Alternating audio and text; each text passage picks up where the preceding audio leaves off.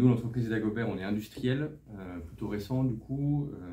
Qui dit industriel récent dit il faut monter une entreprise, il faut investir dans des machines, dans un outil de production, il faut former les collaborateurs, il faut trouver des clients, il faut trouver des fournisseurs, il faut trouver des sous, encore des sous.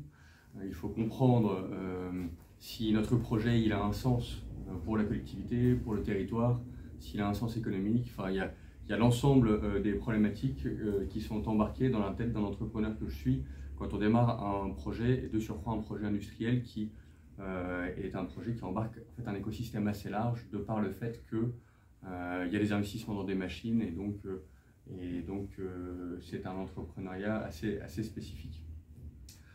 L'ADEME est intervenue à la première minute, je pense, quasiment. C'est pas si vrai, mais je fais un tour d'horizon moi pendant quelques mois après ma précédente expérience professionnelle, mais un tour d'horizon des métiers que je voulais faire. Je voulais être industriel, je voulais fabriquer des matériaux plus sains et respectueux de l'environnement, et je voulais qu'il y ait un impact territorial important. Et du coup, j'ai pitché mon projet à des investisseurs, à des banquiers, et puis un jour un copain m'a appelé en disant tiens, je connais quelqu'un, l'ADEME, tu connais peut-être, je sais pas, rencontrez-le. Et donc j'ai pitché assez rapidement mon projet à des ingénieurs de l'ADEME.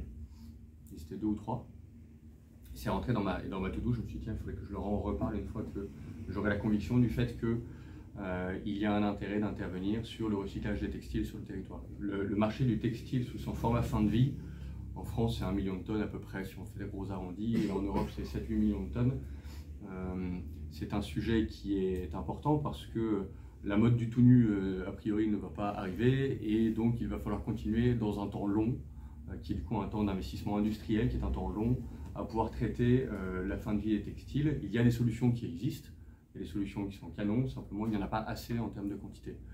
Et donc moi je me suis lancé là-dedans en me disant, allez, il y a des déchets sur le territoire, il y a des consommateurs sur le territoire, comment est-ce qu'on peut, de manière circulaire, transformer ces déchets en de nouvelles matières. Donc, le métier de Dagobert, on est des fabricants de matières premières à partir de textiles en fin de vie. L'accompagnement de l'ADEME, il a été, et en fait, je souscris, je pense à peu près à tout ce que vous avez dit, alors qu'on ne se connaît pas. Il a été d'ordre technique au démarrage. Au démarrage, d'ailleurs, je me souviens bien de l'échange où mes interlocuteurs disaient attendez, là, ce que vous voulez faire, c'est pas très innovant. Donc, retravaillez le dossier. Et puis ensuite, ce que vous voulez faire, ça nous a l'air pas assez gros en termes d'impact. Donc, peut-être vérifier la taille de l'investissement que vous voulez faire. Et puis, il faut que vous structuriez vos fonds propres parce que, en fait, là, ça va être potentiellement un peu plus gros. Nous, on peut vous accompagner, mais si vous ne structurez pas vos fonds propres, en fait, on va pas pouvoir vous accompagner parce que l'ADEME ne va pas donner de l'argent à un entrepreneur sans avoir en contrepartie un haut de bilan suffisamment structuré, etc., etc. Et donc, par une succession de questions, évidemment, pas que l'ADEME, les banquiers, tout mon écosystème m'a accompagné pour faire en sorte que la boîte naisse, mais n'empêche que l'ADEME a été très structurante sur ces parties-là.